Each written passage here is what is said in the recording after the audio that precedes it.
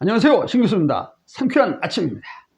그리고 계절의 여왕 5월이 시작되었습니다. 5월이 생각보다 기념일이 굉장히 많거든요. 제가 다 기억을 못할 정도에서 달력을 다시 한번 봤는데 5월 5일이 어린이날이면서 입하, 여름이 시작되는 겁니다. 그 다음에 5월 8일이 어버이날이면서 부처님 오신 날, 그리고 5월 10일은 20대 대통령 취임일이면서 이날이 유권자의 날이더라고요. 저도 몰랐는데 이번에 새로 알게 됐습니다. 그리고 잘 아시는 5월 15일은 스승의 날, 5월 16일이 어떤 날인지 아세요? 제 나이 때는 5.16 혁명 이렇게 외웠죠. 근데 이 날이 성년의 날이더라고요. 그 다음에 5월 18일은 광주 민주화운동 기념일이고, 그리고 5월 21일 날이 혹시 무슨 날인지 아세요? 저도 사실 몰랐거든요. 이 날이 부부의 날이랍니다. 그래서 결혼을 하신 분들은 우리 부부가 그날은 손을 잡고 외식이라도 좀 했으면 좋겠습니다. 저도 그럴 생각입니다.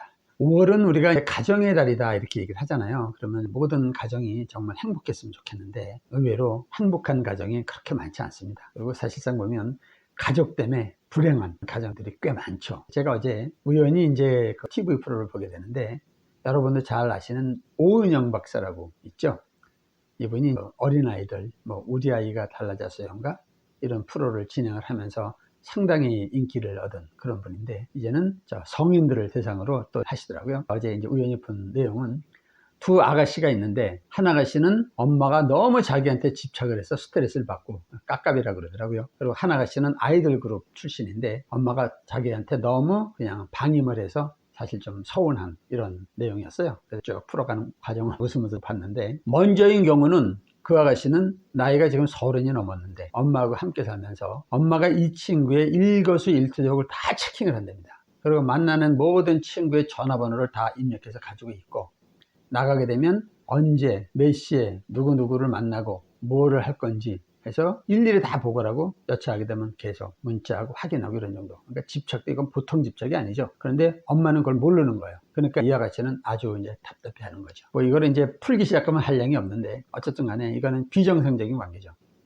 그 다음에 두 번째 아가씨, 이 아이돌 그룹은 이 친구는 15살쯤인가 혼자 서울에 올라와서 연습생 생활을 하면서 계속 이제 엄마하고 떨어져 있다 보니까 1년에 한두 번 정도 보는 정도, 그 정도라고 하더라고요. 그런데 이제 엄마에 대한 어떤 이제 그리움도 있고 기대고 싶은 이런 것도 있는데, 엄마는 이 친구를 좀 어려워하는 그런 관계. 그런데 더 웃기는 거는 이 엄마가 미용실을 하는데 아이들을 한 200명 정도를 케어한답니다. 그러니까 200명 정도의 엄마 역할을 하는 거죠. 그러니까 오갈 데 없고 불우한 청소년들, 이런 친구들을 케어하는, 어떻게 보면 굉장히 훌륭한 분이죠. 그런데 친자식하고는 그런 문제를 많이 안고 있죠. 그 프로를 보면서 느낀 거는, 부모와 자식 간의 관계도 사실은 인간관계잖아요. 그러면 자식이 성장하는 만큼 부모도 성장을 해야 되는데, 대부분 보면 자식은 빨리 성장을 하지만 부모는 정체되어 있는 경우가 굉장히 많습니다. 그래서 사랑이라는 이름으로 지나치게 간섭을 하고 그 다음에 집착을 하게 되고, 그러다 보면 자식은 이제 일정한 나이가 되면 부모로부터 벗어나고 싶어 하지만 벗어나지 못하다 보니까 거기서 갈등이 사실 굉장히 많습니다. 그래서 이 문제에 대한 전체적인 솔루션은 제가 봤었을 때 제 제자 중에 한 친구가 있었는데, 그 친구 얘기를 한번 풀어나가다 보면 거의 모든 문제에 답이 있지 않을까 그렇게 생각합니다. 이 친구는 굉장히 유명한 친구예요. 책도 거의 한 10대 권 냈고, 그 다음에 경제, 주식, 펀드 이런 쪽으로는 굉장히 알려진 친구라 이름만 대면 다 알 정도인데, 그 친구 실명을 공개하긴 좀 그렇고 그냥 김 사장 이렇게 가명으로 쓰겠습니다. 이 친구를 제가 알게 된 게 그러니까 거의 15년 정도 됐죠. 그런데 이 친구가 지방에서 대학을 나왔습니다. 전문대, 이름 없는 전문대학을 나와서 무언가 의지는 굉장히 많았던 친구인데, 학벌 때문에 늘 고민을 하길래 전 그러면 야간 대학이라도 다시 하면 어떻겠느냐 그랬더니 한양대학교에 이제 입학을 하게 됐는데, 2년 과정이었는데 전문대학 2년 다녔으니까 토요일하고 일요일날 아침 9시부터 저녁 8시까지인가를 아주 빡세게 1년 내내 돌아가는 그런 과정이었어요. 그런데 결국 그거를 한 번도 빼먹지 않고 졸업을 하는 바람에 이제 한양대 졸업 이렇게 이제 된 거죠. 어쨌든 간에 돈에 대해서 이 친구가 연구를 많이 했습니다. 그래서 책도 꽤 많이 썼고 이제 베스트셀러 저자가 돼서 꽤 많이 알려진 친구인데, 이 친구는 가족 간의 문제가 아주 좀 심했어요. 부부 사이는 비교적 괜찮았고 초등학교 6학년짜리 아들 하나, 그 다음에 4학년짜리 딸 하나. 어떻게 보면 굉장히 이상적인 가정이에요. 사실은 또 경제력도 있었고. 그런데 문제는 혼자 된 어머니하고 그 다음에 4살인가 위인 누나가 있었는데, 누나가 약간 히스테리가 좀 심하고 결혼을 안 한 걸로 알고 있어요. 그러니까 엄마랑 둘이 이제 살고 있는 거죠. 그런데 그 생활비를 이 친구가 거의 다 대줬죠. 그런데 가끔 목돈이 필요하면 이 친구가 없을 때 이 집에 와서 와이프한테 이제 닥달하고, 그리고 한바탕 뒤집어 놓고 가는 거죠. 그러니까 와이프는 처음에는 이 친구한테 얘기하지 않고, 그리고 이제 돈도 조금씩 이렇게 해주고 이러다 보니까 본인이 이제 감당할 수 없을 정도가 되다 보니 울면서 한번 사정 얘기를 했다고 하더라고요. 그러니까 이제 이 친구도 화가 나니까 누나한테 또 엄마한테 전화해서 이제 뭐라 그런 거죠. 그랬더니 엄마하고 누나가 한 행태가 뭐였냐면, 알았다, 그럼 너한테 부담 안 주기 위해서 우리 둘이 오늘 같이 죽을 테니까 그리 알아라, 그러고 문자를 보낸 거예요. 그러니까 이 친구가 너무 놀라가지고 이제 가서 손이 발이 되도록 싹싹 빌었다 그러더라고. 이런 게 올해 몇 년 동안 습관이 되어 온 거죠. 그러니까 거의 행사였대요. 한두 달 만에 한번 와서 뒤집어 놓고 또 이제 요구하고 가면 또 돈 해주고 또 해주고 이런 식으로. 그러니까 거기에 대해서 스트레스 엄청나게 받길래 제가 그 얘기를 했죠. 그 친구가 그때 당시에는 거의 40이 다 된 친구인데, 그러면 잘 생각을 해봐라. 사람은 각자 역할이 있다. 역할이 참 어찌 보면 굉장히 다양하죠. 엄마의 아들, 누나의 동생, 그 다음에 한 여자의 남편, 그리고 두 아이의 아빠. 이 중에서 가장 중요한 역할이 뭐라고 생각하느냐, 우선순위가. 그러니까 헤매고 있더라고요. 이 우선순위가 정해지지 않다 보니까 지속적인 그런 갈등이 일어날 수밖에 없는 거죠. 그래서 그때 제가 얘기한 게 그겁니다.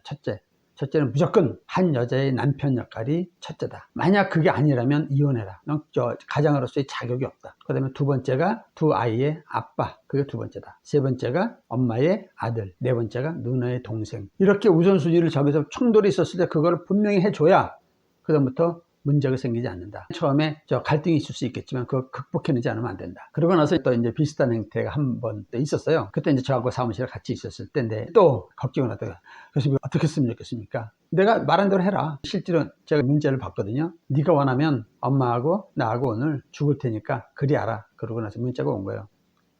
그러니까 막 굉장히 불안해하는 거예요. 절대 안 죽는다. 놔둬라. 그럴 때 또 이제 다시 한번 또 문자 받아. 우리 정말 죽는다. 내비둬라. 그랬더니 마지막에 이제 또 아주 더 심한, 내가 뭐 길거리에서 뭐 엄마랑 같이 뭐 차에 어쩌고 죽을 거다. 평생 너는 후회하면서 살 거다. 이렇게 보는 거예요. 그래서 제가 그랬어요. 나 같으면 죽어라. 이렇게 쓸 것 같다. 그래서 이제 차마 얘는 이제 그러진 못했죠. 죽기는 왜 죽어요. 그러고 나서 한 2달 정도 연락을 안 하다가 이제 나중에 연락이 와서 어떻게 보면 이제 우선순위 이런 게 이제 좀 정리가 돼서 지금은 어떻게 지내는지 모르겠지만 아마 그때보다는 상당히 많이 좋아졌을 거라고 저는 생각을 합니다. 문제는 부부 사이는 그 문제가 없는데 이 아들놈이 또 문제예요. 그놈이 기가 무지하게 센 놈입니다. 제가 한번 사주를 봤는데, 사주 얘기까지 하긴 좀 그렇고 봤는데 아주 그 이제 괴강한, 그러니까 특이한 기질을 갖고 있는 아이예요. 그리고 얘는 자기밖에 모르고 부모하고 함께 살면 안 돼요. 나중에 시간이 지나면 부모를 오히려 해할 그런 아이예요. 그래서 얘는 빨리 독립을 시켜야 돼요. 여동생을 괴롭히고, 그리고 학교에서 많이 사고도 치고 이제 이러다 보니까 이 친구가 학교에도 몇 번 가서 짝색 빌기도 하고, 그래서 한 번은 그랬대요. 너 자꾸 이러면 아빠가 너 때릴 거다. 그랬더니 뭐라 그러냐면 때리기만 하면 바로 나 경찰에 신고할 거다. 이러더라는 거예요. 그래서 그걸 가만 놔뒀냐? 나 같으면 이거 반을 죽여버리겠다. 그랬더니 실제로 경찰에 신고한 적이 있었다는 거예요. 그 말을 듣고 기가 막혀갖고, 야, 참 너도 그렇다. 그러니까 아들의 기에 얘가 눌려 있는 거예요. 그러니까 이 친구가 나중에 이제 폭력까지 행사합니다. 우선 만만한 엄마부터 들어가면 조금씩 지나게 되면 이제 힘으로 아빠를 제압할 수 있을 때 되면 이제 그렇게 될 가능성이 사실 굉장히 많은 아이예요. 그래서 제가 그 얘기를 하고 가능한 빨리 독립을 시켜서 유학을 보내든지 이렇게 하는 게 좋겠다. 그래서 아마 그때 필리핀인가 어느 쪽으로 유학을 보내는 그런 계획을 갖고 있는 걸로 제가 알고 있었는데, 어쨌든 그렇게 이제 그럭저럭 생활을 하다가 또 하나 문제가 된 게, 그러니까 형부가 회사 일이 좀 잘못돼서 공급횡령인가 이렇게 돼가지고 뭐 깜빵에 한 5, 6년 이제 살게 되는 그런 문제가 생겼는데, 그러다 보니까 언니네 그 가족하고 같이 살게 된 거예요. 거기도 역시 애 둘이 있었었는데 제가 반대했거든요. 절대 같이 살면 안 된다. 그런데 뭐 하다 보니까 같이 살게 됐는데, 애들끼리 그렇게 또 충돌이 많은 거죠. 냉장고에서 그 이제 언니 애들이 뭐 하나 꺼내 먹으면 이제 이놈이 또 와서 시비가 됩니다. 이거 우리 아빠가 애써서 벌은 돈을 왜 네가 막 이렇게 마음대로 먹냐, 이러면서 매일 또 갈등, 애들 갈등 때문에 심하고, 그러니까 항상 그 가족 스트레스를 애가 많이 받아가지고 엄청나게 고생을 많이 했죠. 그러다가 제가 그런 얘기를 했죠. 김 사장이 살려면 떨어져 있어야 된다. 왜냐하면 마음이 기본적으로 굉장히 선하고 여린 친구다 보니까 가족이라고 생각하는 그 관계에서 스스로 떠나기가 굉장히 힘들어요. 또 떠나게 되면 굉장히 또 심적으로 고통을 받고 있고, 그래서 원래 사무실이 여의도에 있었는데 아마 작년인가 홍콩에 지사를 내자 이래가지고 홍콩에 조용히 혼자 떠났던 걸로 제가 알고 있어요. 그래서 지금 홍콩에서 근무하고 있을 텐데 아마 그 친구는 지금 혼자서 행복한 생활을 하고 있지 않을까, 그런 생각을 한번 해봅니다. 가족이라고 해서 항상 함께 살 필요는 없다고 생각합니다. 특히 요즘에는 1인 가구들도 많잖아요. 부부도 때에 따라서는 필요에 의해서는 주말 부부도 있고, 저도 사실 주말 부부거든요. 또 아이들이 결혼해서 독립을 하게 되면 자연스럽게 각자의 생활이 있는 거고, 그러니까 부모를 떠난 자식은 그 다음부터는 그 가정이 가장 우선이죠.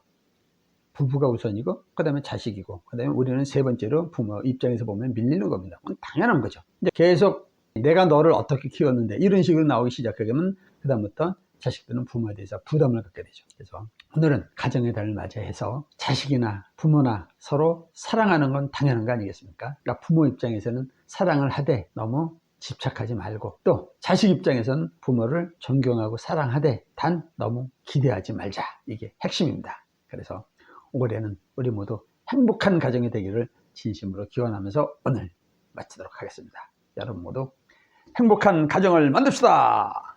파이팅! 감사합니다.